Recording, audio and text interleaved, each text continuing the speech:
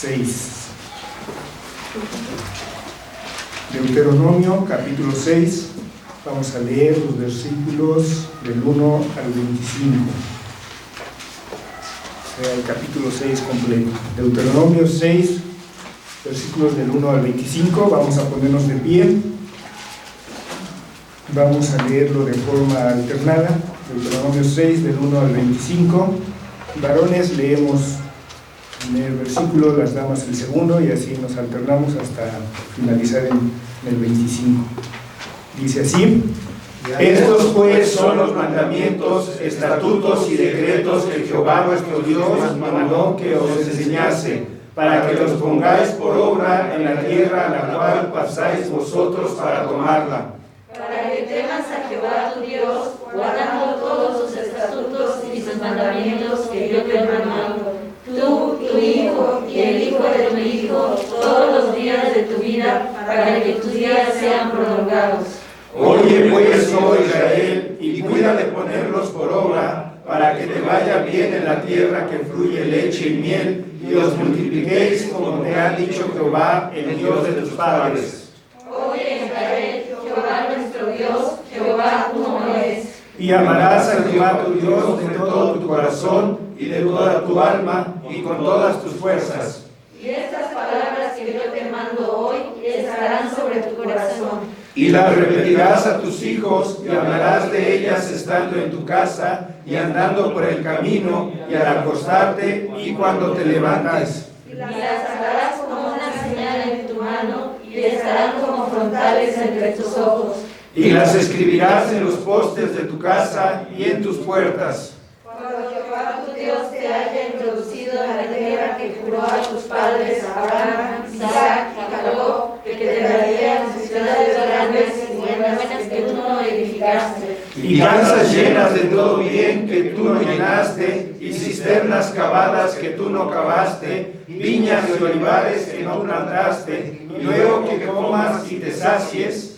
cuídate de no olvidarte de Jehová, que te sacó de la tierra de Egipto, de casa de servidumbre. A Jehová tu Dios temerás, y a él solo servirás, y por su nombre jurarás. No andaréis en pos de dioses ajenos, de los dioses de los pueblos que están en vuestros contornos. Porque el Dios celoso, Jehová tu Dios, en medio de ti está, para que no se inflame el furor de Jehová tu Dios contra ti, y te destruya de sobre la tierra. No tentaréis a Jehová vuestro Dios, como lo tentasteis en Masa.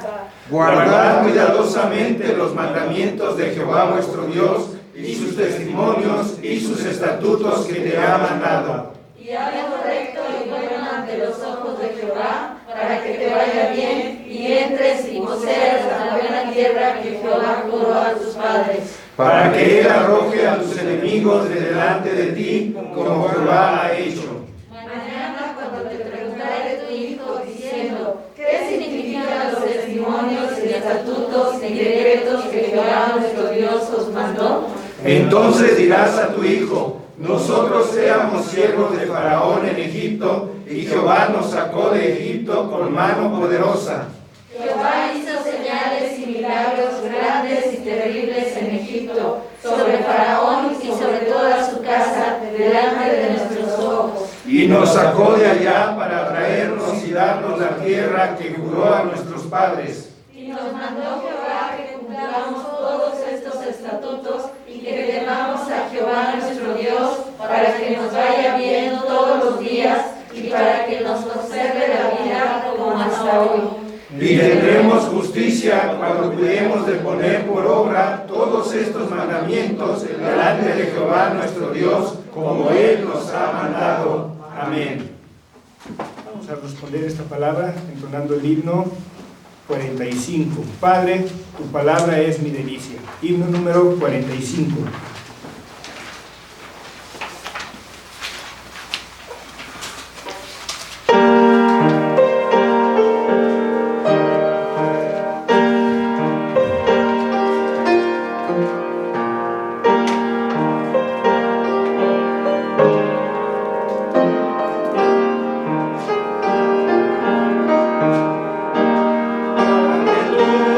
Tu palabra es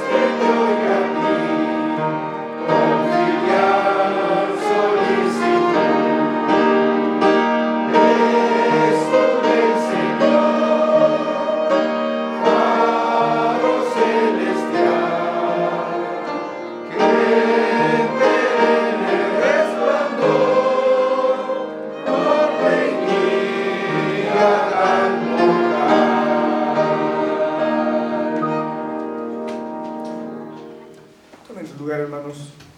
Tenemos el mensaje de esta tarde. El gran mandamiento es el amor.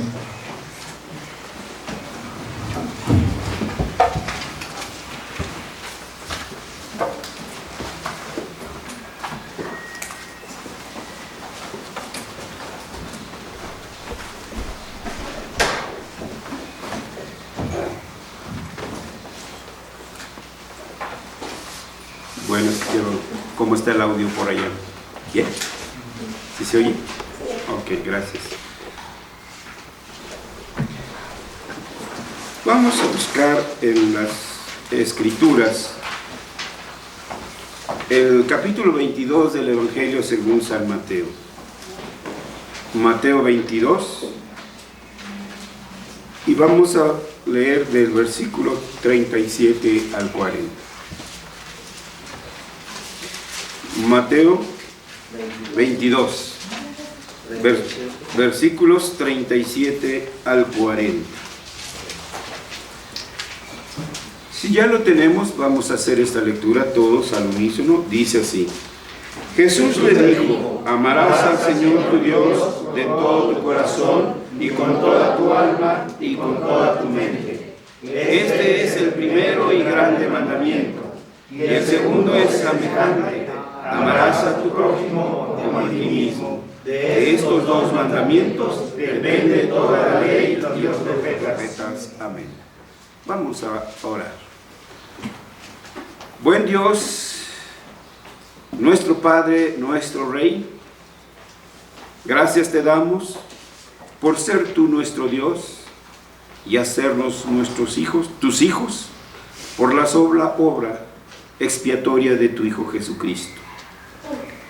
Gracias porque no nos has dejado a las tontas y a las locas, que nuestra fe se imagine y sea cimentada en especulaciones, sino que nos has dado tu palabra y la promesa de tu Espíritu Santo, para que seamos instruidos en la verdadera fe, para que seamos entendidos en lo que debemos de hacer, para que comprendamos, Señor, que somos tu imagen y que debemos de reflejar esa imagen en el mundo. Señor, tu palabra, pues, has ordenado que sea republicada, y por eso hoy lo estamos haciendo obedientemente como iglesia tuya, pidiéndote que tu Espíritu Santo use esta poderosa palabra, esta espada de dos filos, para llegar a nuestros corazones, para que seamos edificados, para que seamos exhortados al buen vivir, pero también seamos consolados ante el reconocimiento de nuestras imperfecciones y debilidades. Te pedimos pues que tu Espíritu Santo toque nuestros corazones para que sean transformados por esta tu poderosa palabra, y que los demás también puedan ver esa transformación que tú has hecho en nuestras vidas. Por Jesucristo tu Hijo te lo rogamos. Amén. Amén.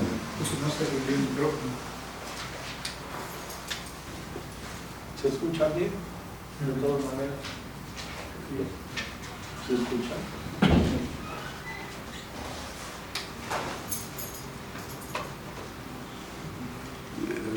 Pero se escucha bien, claro. Bueno, pues por el audio de qué pasa que lo subimos. Tiene COVID. Bien. ¿Pilas? Bueno.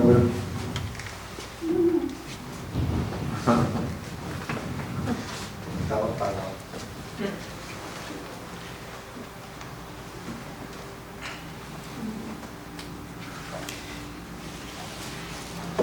Me quiero sentir Pablo, que podía hablar en el aerópago ante multitudes y lo oían perfectamente. Estamos entonces en el estudio del catecismo de Heidelberg.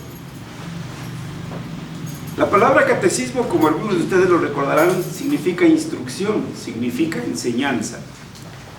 Y uno de estos ejemplos lo encontramos en el Evangelio según San Lucas, cuando el médico amado se dirige a Teófilo y le dice: tú que has sido catequizado. Ese es el significado de la palabra catequizar, de la palabra catecismo. Lo repetiremos porque sí hay algunas personas todavía que piensan que los catecismos son de origen papista y que ellos lo inventaron. Nada muy lejos de eso. Fueron los reformados. El primero fue Martín Lutero, quien elaboró un catecismo para los jóvenes en 1527. Después le siguió Juan Calvino, 1533. Y después los demás reformadores. Cada iglesia, cada región elaboraba un catecismo para la instrucción de la iglesia y para testimonio al mundo.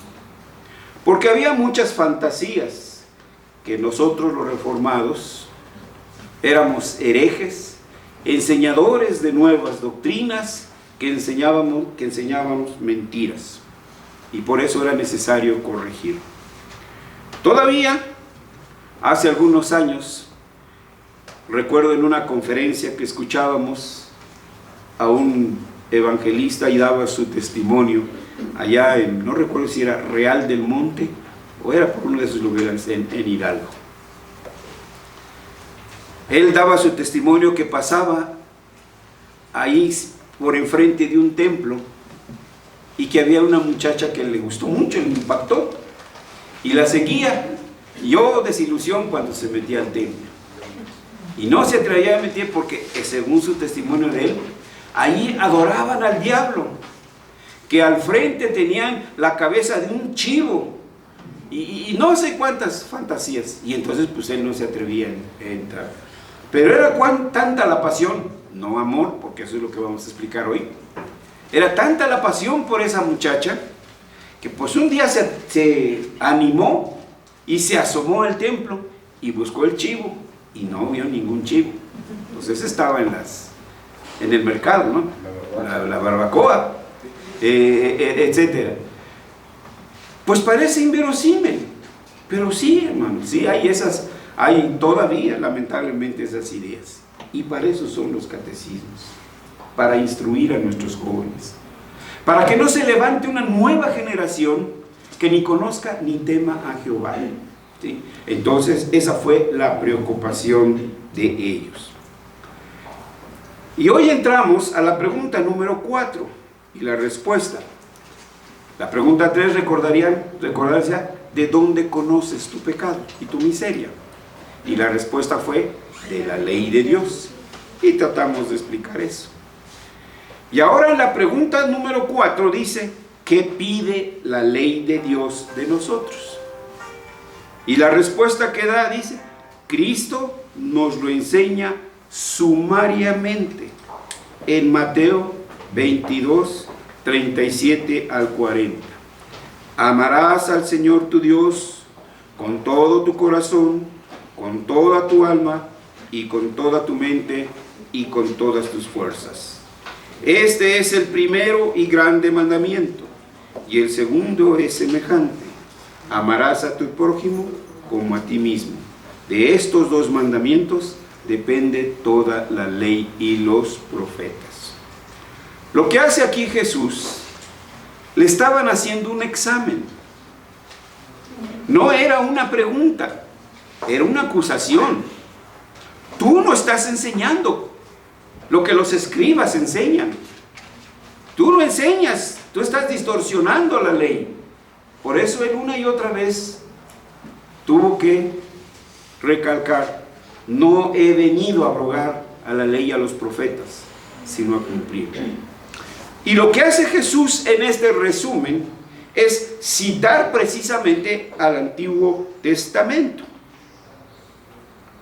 En Marcos empieza, Marcos 12, por ejemplo, vamos a buscar Marcos 12, que es una de las citas que está aquí en el catecismo.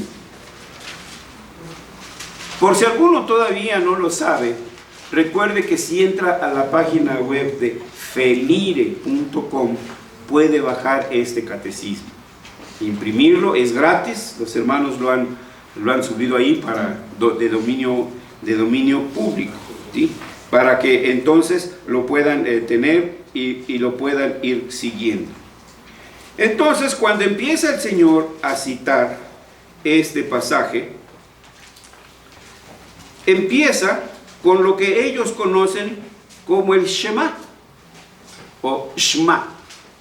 Debe de decirse Shema, algunos pronuncian Shema.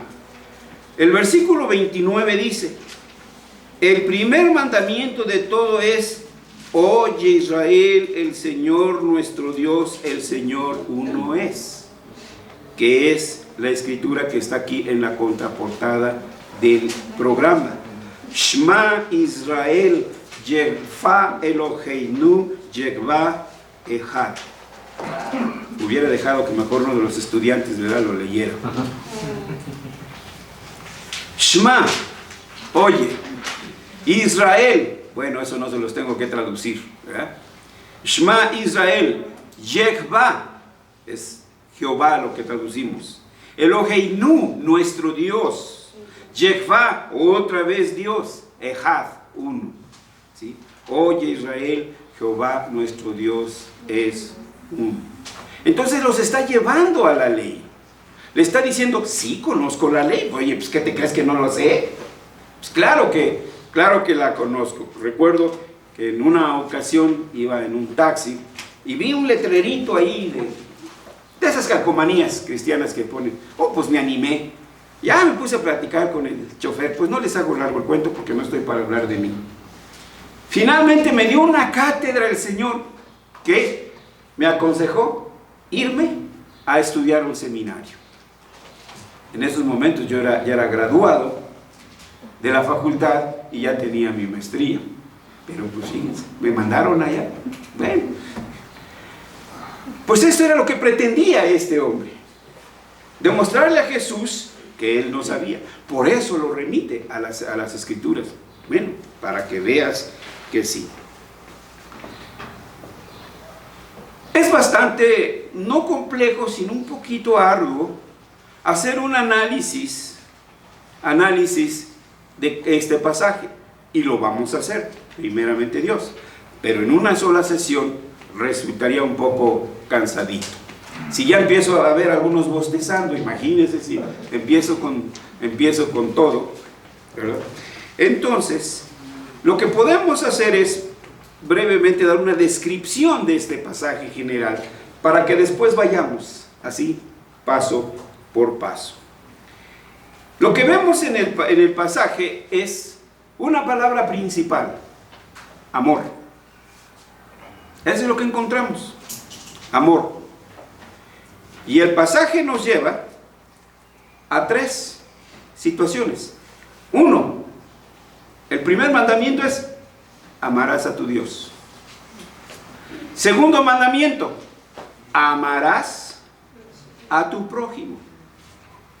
Y tercer mandamiento: te amarás a ti mismo. Tenemos que amarnos nosotros.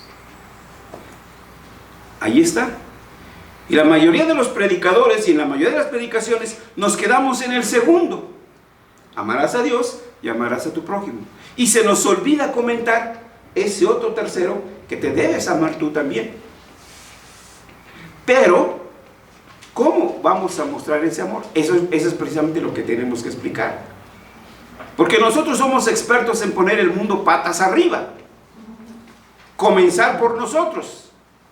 Primero yo, después yo, y encima de todas las cosas, yo, pues sí, claro, sí me amo. Sí. Así. Como los que han tomado sus cursos para maestros, recuerdan en ese librito que les enseñaron, dice: bueno, ya he hablado mucho de mí, ahora te permito a ti que hables de mí. Bueno, ese es un libro que llevan pedagogía ilustrada a los candidatos a ser maestros en escuela dominical. Entonces lo que tenemos que ver aquí es precisamente que el gran mandamiento es el amor. Pero tenemos que verlo desde la perspectiva escritural, no desde la perspectiva que nosotros entendemos por amor, o la que nos han vendido los filósofos, lo que nos han vendido los artistas, Sí, de veras, hermanos, tengo tirria contra ellos, porque como tienen a su alcance los medios masivos de comunicación, una palabra de ellos, ¡pum!, ¿sí?, inunda. ¿Qué digo? El continente, el mundo entero, hermanos. ¿Sí? Y cuando preguntan sobre conceptos del amor, es a ellos a quienes les preguntan. La primera frase es muy contundente. Agapesis, Kyrion ton deon su. Agapesis, amarás. Kyrion, Señor, antes que nada es Señor. Ton deon, el Dios, su, tuyo, el Dios tuyo. Y luego empieza a decir esas condiciones, de todo tu corazón, de todo esto y de todo lo otro, que vamos a ver en próximas sesiones. Un reformador en una ocasión dijo: el corazón es una fábrica de ídolos. Y el mundo actualmente ha construido un ídolo de la fe. Cree que tiene fe, pero él mismo se ha construido su ídolo de fe. Y es esa fe en la que él cree, la que él se ha inventado, no la fe que Dios exige que tengamos. Lo mismo ha sucedido con el amor. El hombre se ha hecho un ídolo del amor y ha creado su propio concepto del amor. Y nosotros debemos de ir a lo que los reformadores llamaron. Porque hay que entender, no todo lo que se llama amor es realmente amor. Y por eso, uno de los principios de interpretación reformada es la analogy scriptura. Es decir, mirar a toda la escritura. Y entre ellos podemos citar, por ejemplo, Primera de Timoteo 1:5. Si me gustan acompañar.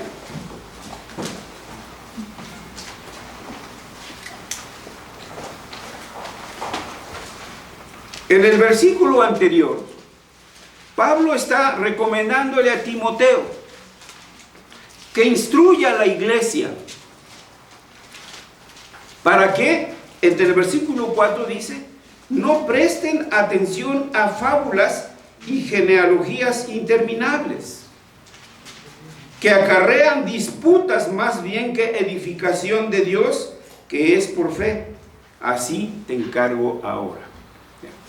Timoteo tiene una instrucción precisa: instruir a la iglesia, para que no sea arrastrada por esas corrientes modernistas. ¿Se acuerdan? Cuando abrimos este tema y hablamos precisamente de la era del existencialismo, veíamos que uno de sus principios justificantes era el amor. Por amor puedes hacer esto, por amor puedes hacer lo otro, pero era un concepto de una filosofía existencialista, no de las escrituras. Bueno, pero eso ya pasó, eso ya lo explicamos y ustedes lo anotaron en su libreta de notas. El versículo 5 dice: pues el propósito de este mandamiento es el amor nacido de corazón limpio, de buena conciencia y de fe no fingida. Entonces vean los principios. Un corazón nacido de un amor nacido de un corazón limpio, de una buena conciencia, y 3, de una fe no fingida. Entonces un Pancho Nopales no puede tener amor, aunque le diga a las muchachas que las ama, o los muchachos, aunque les diga una cañita que los ama, porque para que sea el verdadero amor tiene que ser primero, ¿qué es un corazón limpio? Cuando un pecador es llevado a Cristo, lo primero que se regenera es su corazón. Una analogía nos puede ayudar entre Jesús y Nicodemo. ¿Es necesario nacer de nuevo o no puedes ver el reino de Dios? Es necesario nacer de nuevo, o no tendrás un corazón limpio. Por lo tanto, no tendrás un amor limpio. Porque el amor limpio nace de un corazón regenerado. Esas palabras están consignadas en Juan 3:3, cuando le dice Jesús a Nicodemo: es necesario nacer de nuevo. Entonces, cuando un pecador es llevado a Cristo, lo primero que se regenera es su corazón. Un corazón que ha nacido de nuevo es un corazón dirigido por el Espíritu Santo y por la Sagrada Escritura.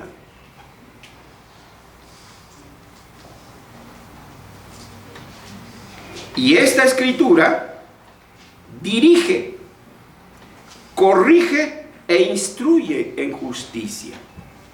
Es decir, nos reprende también. No solo palabras bonitas, porque eso fue lo que le increparon los fariseos y los publicanos al Señor: maestro, que nos hieres. Y la respuesta que dijo: ¿qué? Porque les digo la verdad. ¿Eso les incomoda?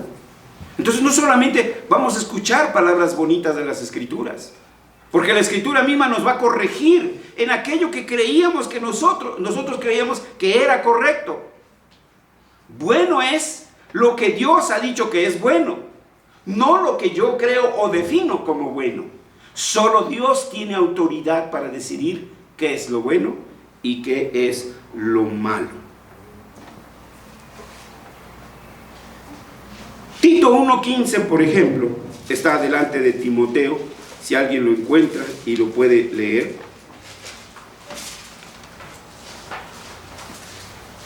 Dice: todas las cosas son puras para los puros, mas para los corrompidos e incrédulos nada es puro, pues hasta su mente y su conciencia están corrompidas. Primero, todas las cosas son puras para los puros. Primero, tú no te puedes autocalificar de puro. ¿Quiénes son los puros?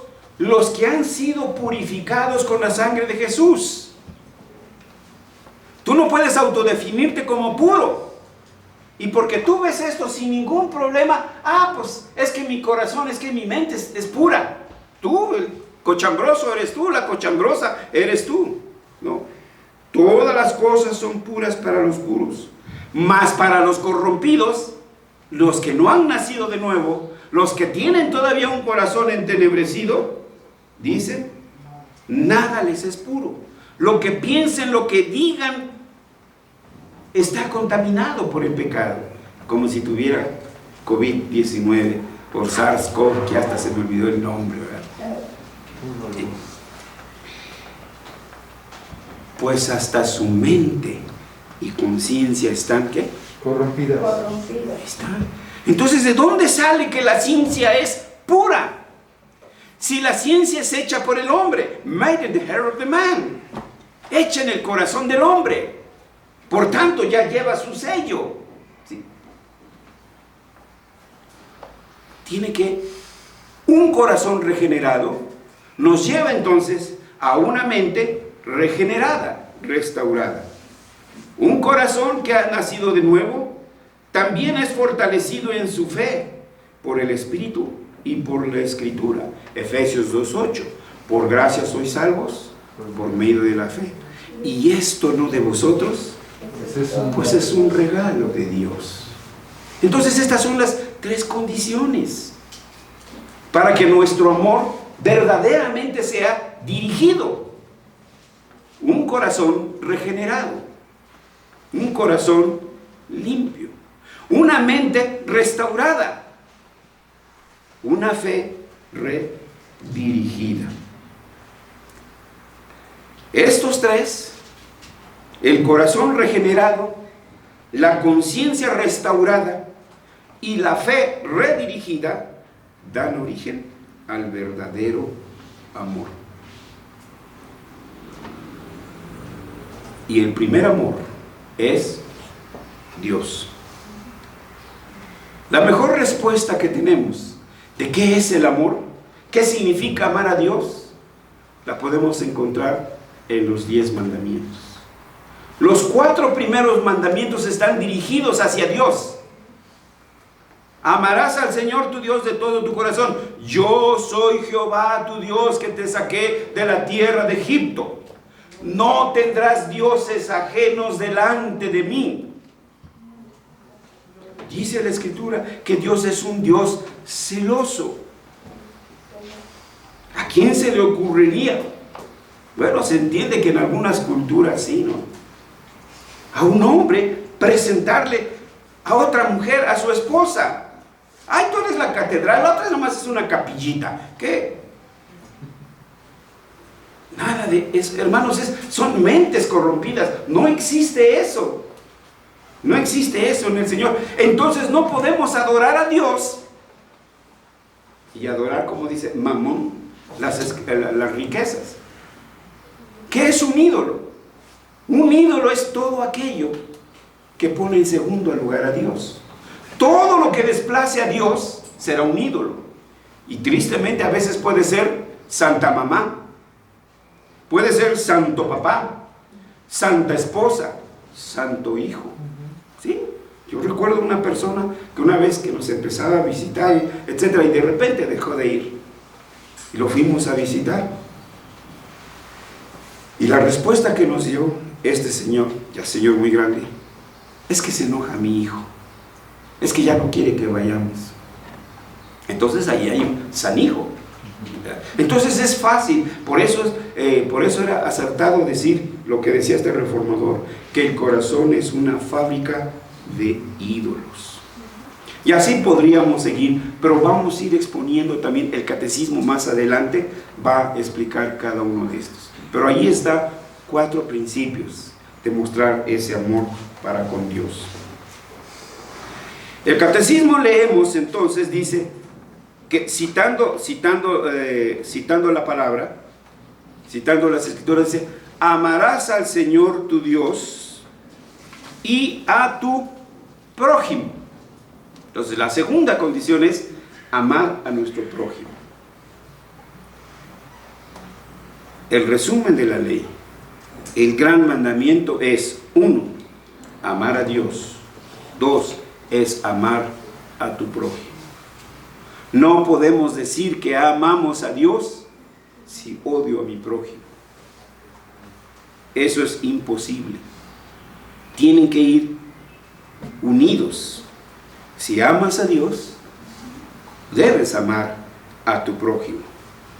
Y es muy claro porque cita la misma frase: agapesis ton klesion su. Amarás al prójimo tuyo. Ese es un mandamiento. No es una sugerencia. No es una súplica. Es un mandamiento de que debemos de amar a nuestro prójimo. Y en este contexto traigo a su recuerdo lo que en otras ocasiones ya hemos mencionado: la triple e irreductible posición del hombre. Para con Dios es siervo. Siervo obediente o siervo rebelde, pero jamás dejará de ser, es siervo de Dios. Como siervo rebelde, un día será llamado a dar cuentas de su mayordomía. Con respecto a su prójimo es custodio. Estamos para cuidar a nuestros hermanos. Y recordábamos que también con respecto a la creación es mayordomo. Nuestros catecismos, igual solo lo leo, por ejemplo en la pregunta 73 y 74, que nos puede ayudar. Pregunta 73, el octavo mandamiento. El octavo mandamiento dice, en la pregunta 73, ¿cuál es el octavo mandamiento? La respuesta: el octavo mandamiento es: no hurtarás. Cualquiera de nosotros puede decir: yo nunca he robado. Pues qué. Pero escuchemos la explicación. ¿Qué se exige en el octavo mandamiento? El octavo mandamiento exige que procuremos y promovamos por medio legítimo la prosperidad y bienestar de nosotros mismos. Esto es lo que ordena. ¿Para qué? Pablo le dice a Tito: enséñenles a los nuestros que trabajen, para que no tengan necesidad y puedan ayudar a otros. Entonces, un cristiano lo primero que tiene que hacer es trabajar. Trabaje o invente el trabajo. Invente su trabajo. ¿Para qué? Para que tenga para sus propias necesidades. Un cristiano no tiene que mendigar. No es posible, hermanos. Quiere decir que algo nos falló allí. Algo no previmos. Pero sigue diciendo: de nosotros mismos, y dice, de los demás. ¿No? Nos han enseñado a que cada quien para su santo, dicen, ¿no? Todo es para mí, para mí, para mí, y nunca tengo para compartirlo. La comida se nos puede podrir en el refrigerador, pero compartirla, jamás. Perdemos al hacer pagos, pero que en nuestra mente aparezca: voy a ayudar a esta institución, a este hermano, a esta situación. No está en nuestro código, no está en nuestro diccionario. Trabajamos solo para nosotros. Yo estoy trabajando para mi Lamborghini, estoy trabajando para mi Ferrari. No, Mazda, ¿no? Pues ¿cómo? ¿Sí? O de esos chiquititos, ¿cómo les llaman? ¿Cómo? El Mini Cooper, ¿no? Que no es nada barato tampoco, ¿verdad? O el Fiat. Entonces, vean, también debemos de pensar, ¿quién? En los demás. Eso no entra aquí, hermanos. No está. Y tenemos que borrar de nuestra mente eso, de que solo yo, solo para mí y nadie más que para mí. Dios nos da para compartir. Y si usted no está compartiendo las bendiciones, cuidado, porque usted está pecando. ¿Cuánto separa aparte de su diezmo para obras de misericordia? Para el enfermo, para su vecino. No lo tenemos en nuestro código. Comprometemos todo el sueldo. Me quedan aquí 100 pesitos. No, sí, en abonitos fáciles y pagos difíciles. No, pues hasta el latino compramos. Y cuando nos viene una urgencia, pues no tenemos, porque ya todo está comprometido. Entonces, vean, todo lo que esto implica, insisto, lo vamos a ver un poco más adelante.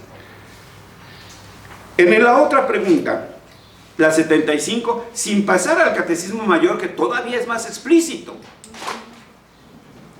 La pregunta 75 dice: ¿qué se prohíbe en el octavo mandamiento? El octavo mandamiento prohíbe todo lo que estorba o tiende a impedir injustamente la prosperidad y bienestar nuestro. ¿Qué te estorba? En el buen sentido de la palabra, para que seas rico. La flojera. Te levantas tarde. Pues acuéstate temprano. Así de sencillo. ¿Y por qué te acostarte tarde? ¿Haciendo qué? Eso también es importante. El octavo mandamiento prohíbe todo lo que estorba o tiende a impedir injustamente la prosperidad y bienestar nuestro y de nuestro prójimo. O sea que también debo pensar en mi prójimo. Lo que yo voy a hacer va a afectar a mi prójimo. Bueno, se dice, y no está lejos en las tantas películas. Yo creo que ahorita tienen experiencia con tanto Netflix que tuvieron que ver, cómo empresarios ricos destruyen empresas en bancarrota. En el momento que están en bancarrota, es la hora de comprar. Ahora, estas son mis condiciones, lo tomas o lo dejas. O que van a erigir un complejo habitacional y ahí están 2, 3 casitas. échenlos fuera. Y les dan allí una mirruña. Sí, creo que le llaman ahora Tren Maya o algo así, ¿no? ¿Sí? Entonces, lo que yo haga no debe afectar a mi prójimo. Mi prosperidad no debe ser a costas de la pobreza de mi prójimo. Por el contrario, que lo que yo haga no solo me haga próspero a mí, sino también a mi prójimo. Les comento por enésima vez que un burrazno, no todos por supuesto, un empleado de gobierno sancionó, multó a un hermano que tenía un hotel. A él se le ocurrió pagarle más a su empleado, más del mínimo. El mínimo no es una ley, hermanos, es para que por lo menos algo usted le dé. Bueno, pues a él se le ocurrió alzarle el sueldo. Cuando hace su declaración, no, hombre, que le caen con una multa. Así les digo, es también la interpretación que dio el funcionario, pero para que vean ustedes, hermanos. Entonces, siempre el amor también tiene que estar proyectado a nuestro prójimo. Lo que yo voy a hacer afecta a mi prójimo, cuidado, hay que tener mucho cuidado. Insisto, esto lo vamos a ver con detenimiento un poco más adelante, porque el catecismo también lo trata. Ahora solo estamos poniendo el panorama. Tenemos la tercera afirmación: te amarás a ti mismo. Como decía en un principio, es muy común que omitamos este tercer principio. Amarás a tu prójimo como a ti mismo. En esta frase debemos ver que es una oración compuesta subordinada.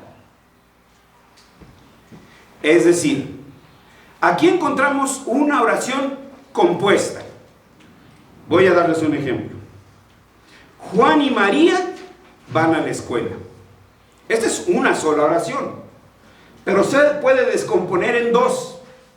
Dice, Juan va a la escuela, María va a la escuela. En lugar de hacer dos oraciones, hacemos una sola. Y el resultado es una oración compuesta. Juan y María van a la escuela. Esto es lo que encontramos en este pasaje. Tu prójimo, dice, y tú.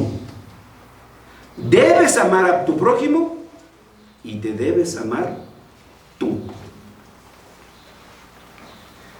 Pero dentro de esta clasificación gramatical de las oraciones compuestas, existe otra clasificación que es la oración compuesta subordinada. Cuando existe una segunda oración que no puede existir sin la oración principal. Hay una oración principal y una oración secundaria. En el caso anterior que vimos, la separación de ambas no destruye la idea. Juan va a la escuela, sí. María va a la escuela, no hay. Pero en la subordinada no es lo mismo, porque la oración secundaria depende de la oración principal. La oración subordinada no puede existir sin la oración principal. La oración principal es amar al prójimo. La oración secundaria es amarte a ti mismo. También debemos de amarnos. Pero la secuencia es que amar a Dios, amar a mi prójimo y amarme ¿qué? A mí mismo. Solo quiero citar dos ejemplos. Primera de Timoteo 4:16, si alguien la lee. Ten cuidado de ti mismo y de la doctrina, persiste en ello, pues haciendo esto te salvarás a ti mismo y a los que te oyeren. Ven la frase. Ten cuidado, uno, de ti mismo, y dos, de la doctrina. Ambas están unidas inseparablemente unidas. ¿Debo tener conocimiento de Dios? Sí. Pero también debo tener cuidado de la doctrina, sí, pero también de mí mismo. ¿O no recuerdan aquel ejemplo de Pablo? Por causa de tu enfermedad ya no tomes Coca-Cola. No, esa es mi versión. Todavía no existía la Coca-Cola. Ya no tomes, ¿qué? H2O. ¿Toma qué? Un poco de vino. Ay, esa sí que se la saben. Ni tuve, ni esfuerzo tuve que... Para consagrar. Toma un poco de vino. Eran las medicinas que existían, hermanos. Yo les he platicado algunas veces que de niño enfermaba bastante del estómago. Y cuando mi mamá me decía, te voy a llevar al médico, brincaba de gusto. Cosa que a los niños no siempre les gusta. ¿Ya? ¿Pero por qué? Porque al final de cada sesión, el médico me daba un vaso de vino tinto. No, pues yo salía bien contento, ¿sí? Bueno, no conozco los principios, etcétera, pero esta era una característica de este médico, ¿sí? El aceite. ¿Está alguien enfermo? Únjanlo con aceite. No había penicilina. Era el medicamento que existía en ese momento. ¿O no recuerdan que nuestras abuelas, del estómago, aceite de ricino, aceite de oliva, etcétera? Eran los medicamentos que existían. Jesús hizo incluso emplastos de higos, ¿no recuerdan? ¿Sí? Emplastos de higos para curar. También de lodo. Y uno dice, ay, sí, pero cuando hay, por ejemplo, una hemorragia, ¿qué se va a estar fijando? Que necesitas que parar la sangre. ¡Pum! Ahí está ya un emplasto. Bueno, después voy a lavar con agüita y jabón, etcétera, pero en ese momento tengo que parar la sangre. Entonces sí tenemos que ver todas esas cosas. Cuando Jesús vino, ya existían los médicos. Díganme, ¿en qué momento Jesús reprochó la profesión de la medicina y prohibió al pueblo del Señor ir a los médicos? Jamás. ¿Por qué Pablo no le dijo a Lucas, sabes qué, tienes que dejar tu profesión, deja de ser médico y conviértete en misionero? No vemos eso. Pero alguien dice, no, que Pablo hasta ni las víboras le hacían nada. No, espérese. Vea con calma. Pablo no fue a buscar a la víbora. Víbora, ¿dónde estás? ¡Ey, víbora! Ven para acá. Pablo estaba buscando ramas para avivar el fuego. Cuando se le prende ahí la víbora. Entonces, no fue en busca de la víbora. ¿Sí? Entonces, Pablo se cuidaba, ¿qué?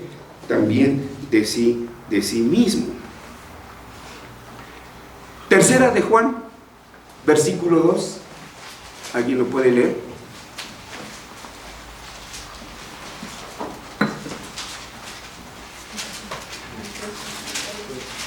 Amado, yo deseo que tú seas prosperado en todas las cosas y que tengas salud, así como prospera tu alma. Vean las tres ideas aquí, hermanos. Amado, amor, yo te amo, ¿sí? Y no se lo diga cuando esté enfermo o después de que se lo sonó, pues te pego porque te amo, ¿no? No, pues porque el hijo le va a decir, pues ya no me ames tanto, papá. Hay que decirlo. Si amamos a alguien, dígale, te amo. Amado, yo deseo que seas rico, que tengas money, que tengas comida, que tengas casa. ¿O es utopía que Abraham era rico? ¿Que Isaac era rico? No, ¿verdad? Ahí está. Yo deseo que seas prosperado en todas las cosas y que tengas fuerte Salud. tu salud. También es importante que te cuides, tu alimentación equilibrada, que duermas lo que necesita el cuerpo, que trabajes porque necesitamos también movimiento. En fin, todo lo que es un equilibrio, el cuerpo debe de estar funcionando. Por eso debemos de cuidarnos. Por eso venimos protegidos, ¿sí? Porque este cuerpo no es nuestro. ¿O olvidáis que no sois vuestros? Que este cuerpo es templo del Espíritu Santo. Por tanto, yo también tengo la necesidad de cuidarlo. Amarte a ti mismo, ¿sí? Entonces, al amar al prójimo, uno debe amarse a sí mismo. Vamos a ver algunos ejemplos del Catecismo Menor, pregunta 67.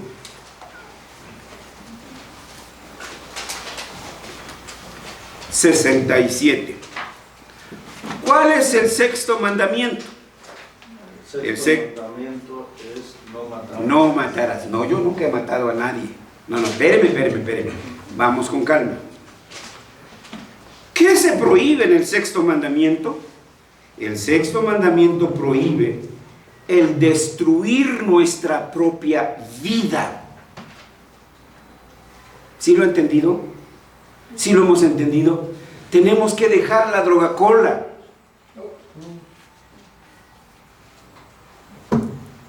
Sí, yo recuerdo en unas visitas que vi a una hermana, pero así, con unas piernas de elefante. Y decía, hermana, ¿no de casualidad el doctor le prohibió la sal? Sí, pero no puedo. Entonces, el sexto mandamiento prohíbe el destruir nuestra propia vida, porque eso se llama homicidio. Aunque no mates a otro, te estás matando a ti mismo. Se llama homicidio. O el quitar injustamente la de nuestro prójimo. Lógico, ¿sí? O sea, si yo, todo lo que yo haga y que tienda a destruir mi organismo, es suicidio, hermanos.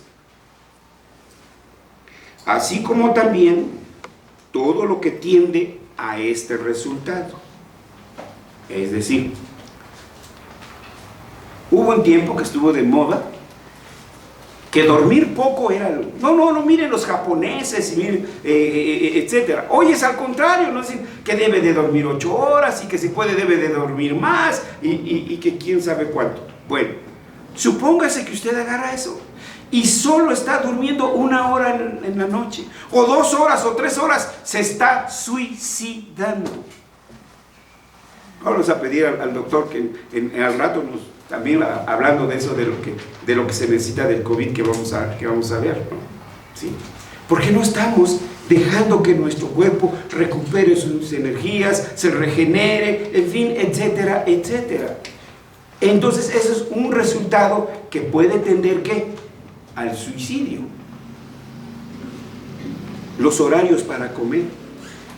Se agarran en el trabajo, y no tienen tiempo para comer. Tiene que hacer un stop, ¿sí? Tiene que hacer un stop porque su organismo necesita alimento. Y no digo nada más ahí, porque todavía falta hablar del equilibrio alimenticio.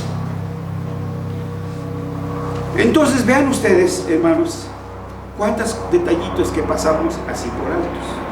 Entonces también tenemos el mandamiento de amar a Dios, de amar a nuestro prójimo y de amarnos a nosotros mismos. Este tercer punto quiero terminarlo con estas dos analogías que pueden ayudarnos. Una vez leí por ahí un poema, no se me ocurrió, lo hubiera hecho, ahora me arrepiento. El título decía, un odio a mi padre. Odio a mi padre por esto, odio a mi padre por lo otro, odio a mi padre por aquello, y al final, en el último, no es verso, ¿no? ¿Cómo se llama? Estrofa, gracias. La última, ¿sí es estrofa? Sí, ¿verdad? La última estrofa, entonces, dice, porque no se cuidó, porque iba a la cantina, y allí lo mataron, cuando yo tenía 5 años. No tuvo padre que lo cuidara.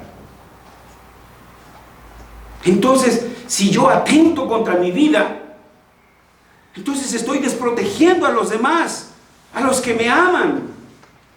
Y por amor a ellos, yo debo de cuidarme. Porque los amo. Porque amo a mi Dios, debo cuidarme. Porque amo a mi prójimo, debo cuidarme.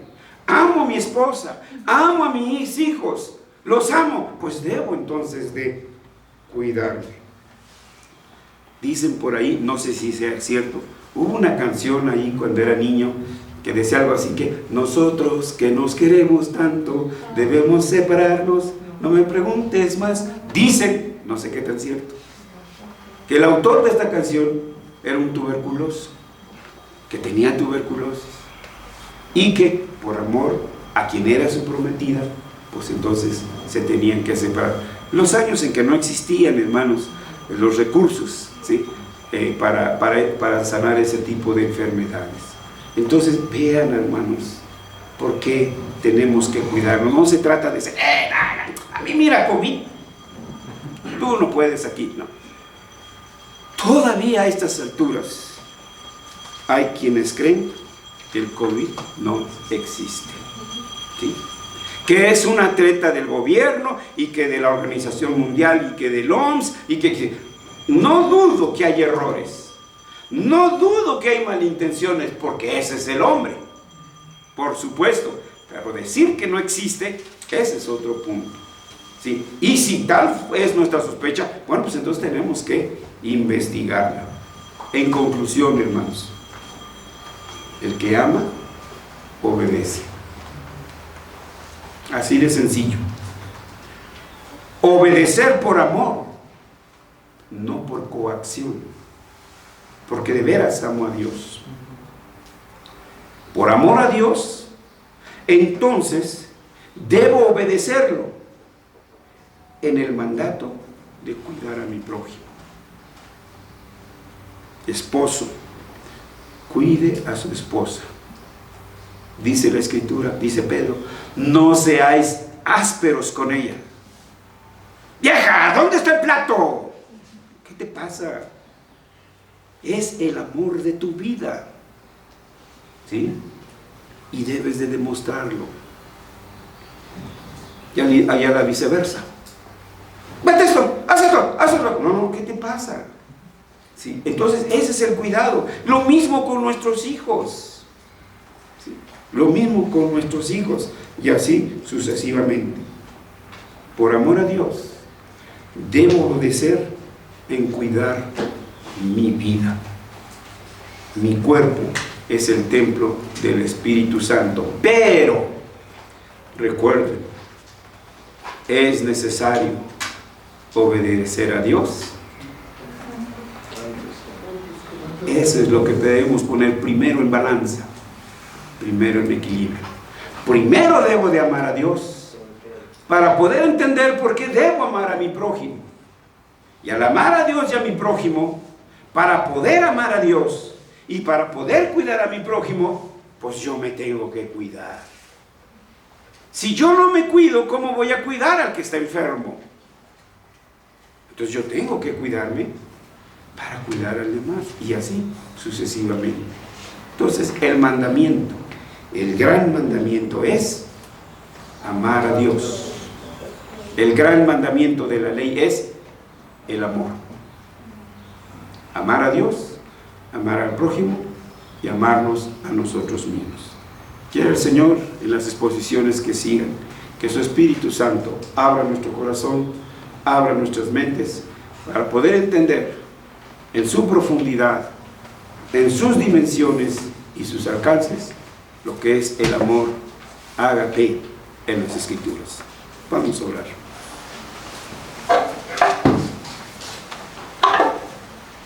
Nuestro Dios y nuestro Padre, cada día tu palabra, Señor, siempre tiene enseñanza fresca y nueva para nosotros. Confesamos que a veces nos incomoda, Señor, pero es tu palabra. Ayúdanos a recibirla con amor. Ayúdanos a respetarla con amor y a vivirla también con amor. Enséñanos, Señor, a amar a nuestro prójimo. Enséñanos a amar nuestro cuerpo, este que tú nos has dado. Enséñanos a amar nuestras vidas, esta que tú nos has dado. Te lo pedimos en el nombre de Cristo Jesús. Amén.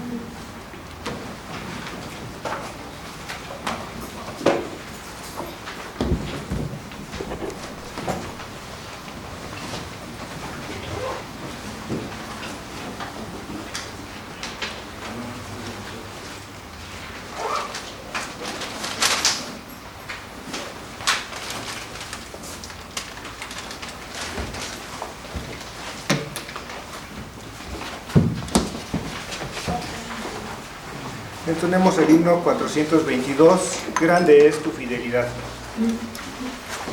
Himno número 422.